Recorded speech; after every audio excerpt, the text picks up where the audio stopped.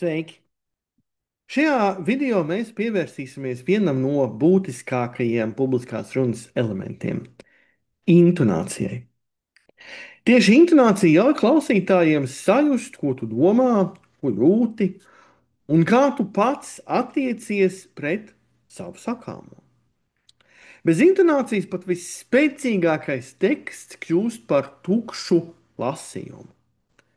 Intonācija ir veids, kā mēs mainām balss augstumu, tempu, cik ātri runājam, un arī dažādus uzsvarus, lai paustu jēgu, varbūt emocijas un attieksmi. Iedomājies teikumu, tu atnāci. Un tagad iedomājies, ka tu pasaki pārsteigumā, vai aizkaitinājumā, vai sirsnīgi, ar prieku. Tas pats teikums, bet pilnīgi atšķirīga nozīme. Tāpēc intonācija ir personiskās klātbūtnes atslēga visā prezentācijā. Apskatīsim īsu dzīslu rīnkopu. Tu nevari mīlēt cilvēku, ja tu viņu neredzi.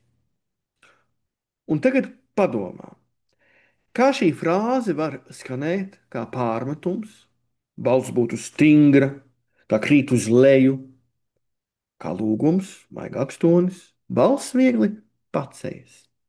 Kā atklājums sev, lēns temps, pauzes, mazliet aizrautīgs tonis. Respektīvi, intonācijas izvēle ir atkarīga no tā, kādu attieksmi tu vēlies izteikt, kā tu saproti šo tekstu, kuru tu pats saki, un kādu efektu tu vēlies panākt klausītājām.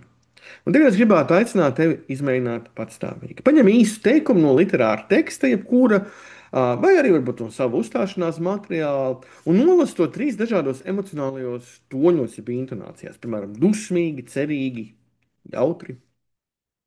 Ieraksti sevi ar telefonu, piemēram, un noklausies, vai intonācijas saskan ar jēgu, vai tas, kā tu saki, ļauj saprast, ko tieši tu gribi pateikt.